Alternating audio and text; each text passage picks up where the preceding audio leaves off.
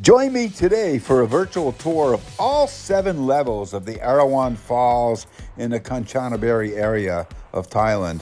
This is going to be a really exciting tour. You're going to really enjoy this. In addition, we're going to also visit the bridge over the River Kwai, and you're going to see the historic things that happened here. It's really an amazing, great virtual tour. So stay with me and you'll enjoy this. Thanks so much.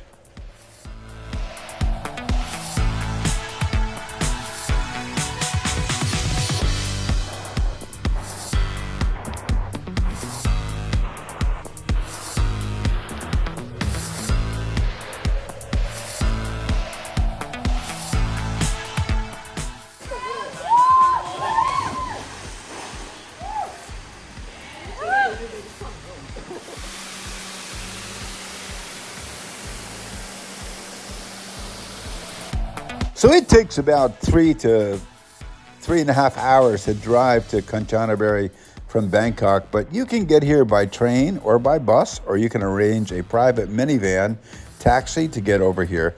I would say that you should try to schedule a weekend for this.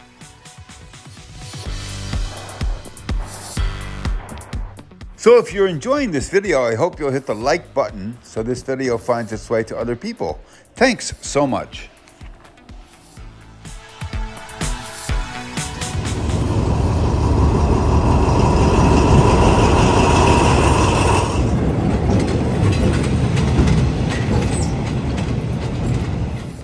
So I stayed right here at this little floating cabin right on the river, just 15 minutes from Erawan Falls. I stayed here overnight.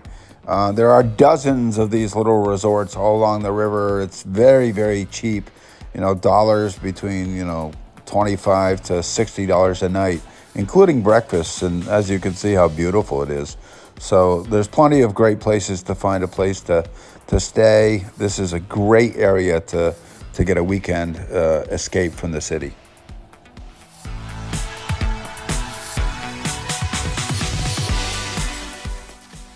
So once you arrive at the parking lot at the waterfall, you can pay 15 baht, or about 50 cents, to take this little shuttle to the entrance where you're going to start to walk up the different levels of the waterfall, and there are 7 different levels.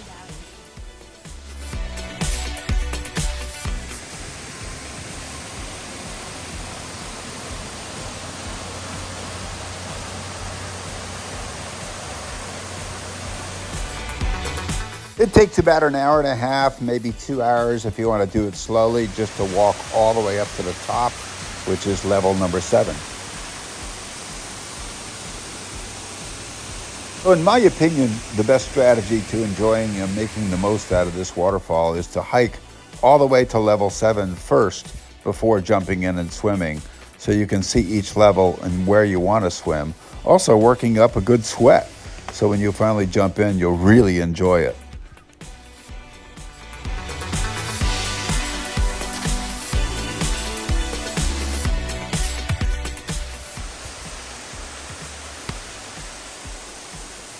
So here we are at level 2, and I'm told it gets even better. Look at the fish.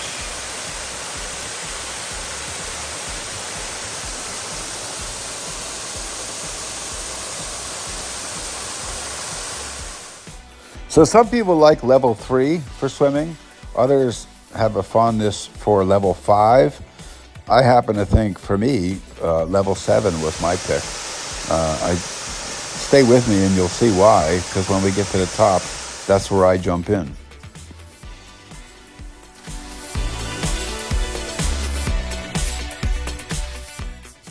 And I have to say, Thailand gets an A+ for the way they keep these trails maintained. I mean, look at this bridge.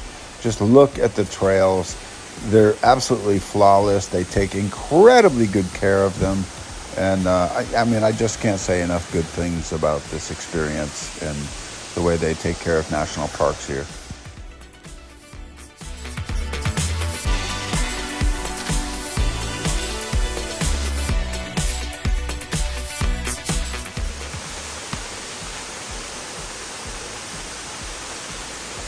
So this video is done in June, and this is the beginning of the rainy season here in Thailand. So the water level is actually a little low. I'm told that if you come back here in August and September, the water pouring over the falls and the water level is much higher and much more exciting. So, I mean, I thought this was an amazing experience here in June where the water level is low. I can only imagine what it's like in August and September. So I'm sure to come back to have a peek. So here's a little secret. Most folks don't make it past level 3. So if you're like me and you want to get away from the crowds and you want a little bit more privacy and see things without all the people, once you get past level 3, it starts to weed out those folks and you're going to have more of it to yourself. So when you get to level 7, which many people never go, and I don't know why, it wasn't all that difficult. It wasn't easy either, but it wasn't difficult. But once you get to level 7, you're going to find it amazing. And up there, you can actually swim through a little cave.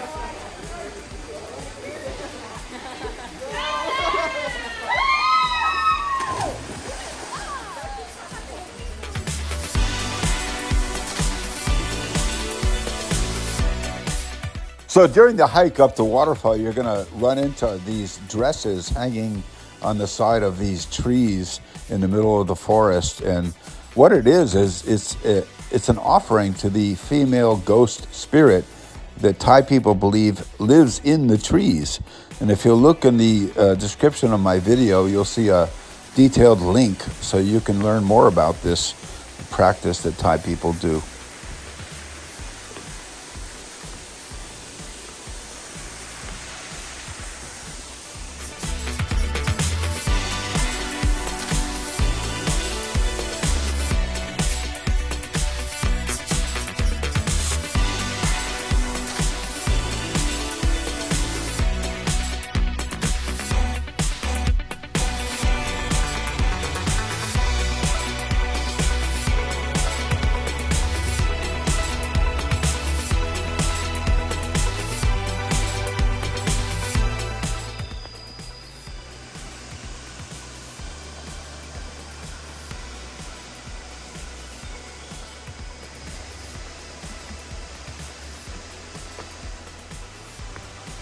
So be sure to stay with me and hang out with me until we visit the bridge over the River Kwai and the historic Death Railway, as it's known. Really fascinating. So after we're done with the waterfalls, we're going to pay a little visit there, and you're going to really enjoy this, so hang out for a while.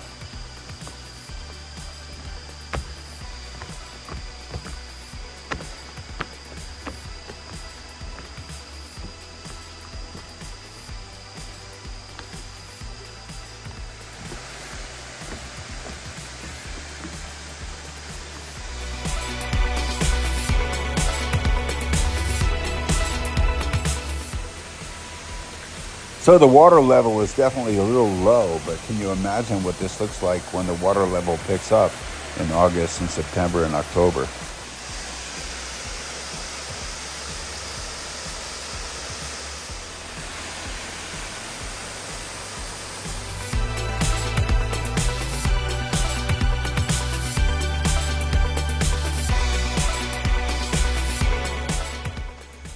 Beautiful jungle path.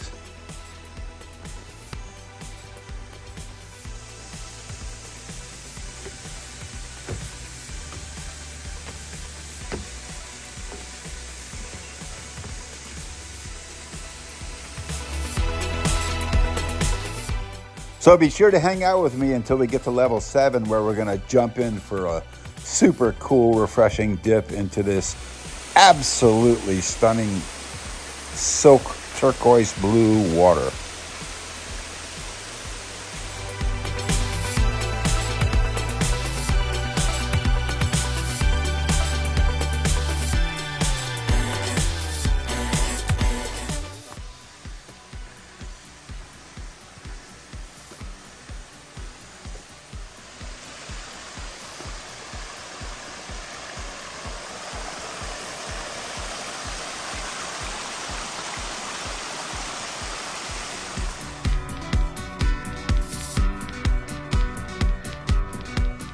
old bridge with the new stairs.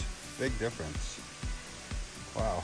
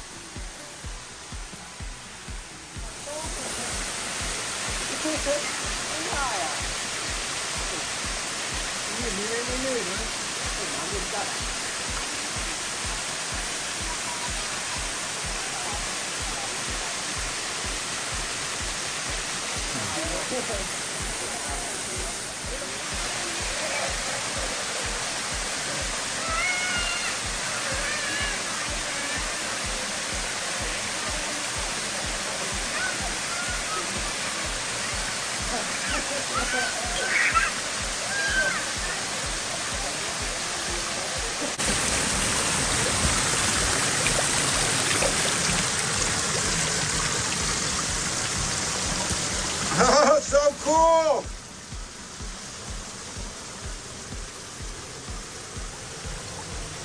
Okay, we're going through the cave here.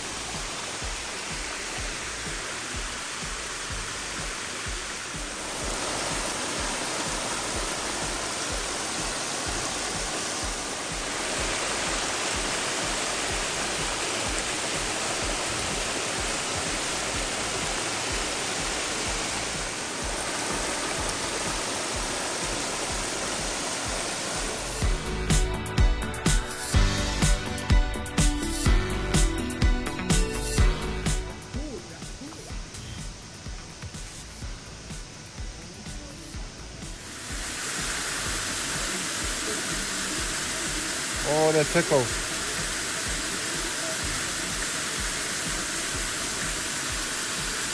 Look how many.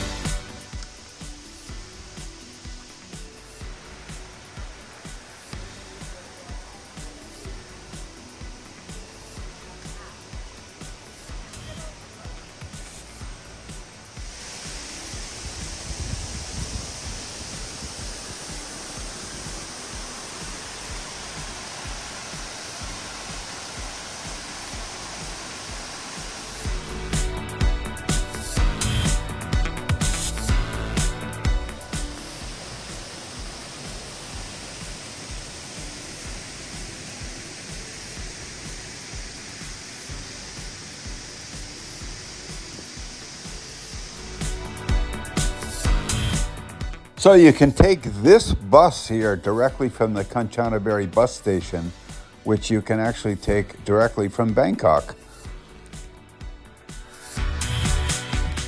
So perhaps you're familiar with the very famous movie, The Bridge Over the River Kwai, but the real history that happened here is quite sad.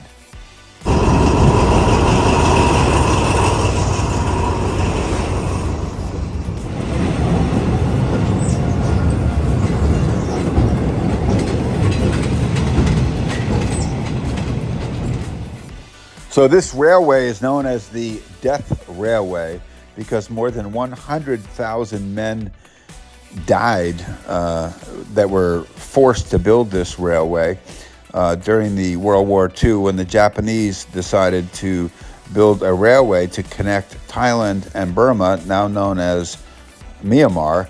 To this railway was supposed to enable their troops in Burma to have easier access. But 100,000 people died in the building of this railway, which were mainly Asian laborers and prisoners of war. And it was horrific what happened. And there's a tribute in a museum to all of that right here at the River Kwai Bridge.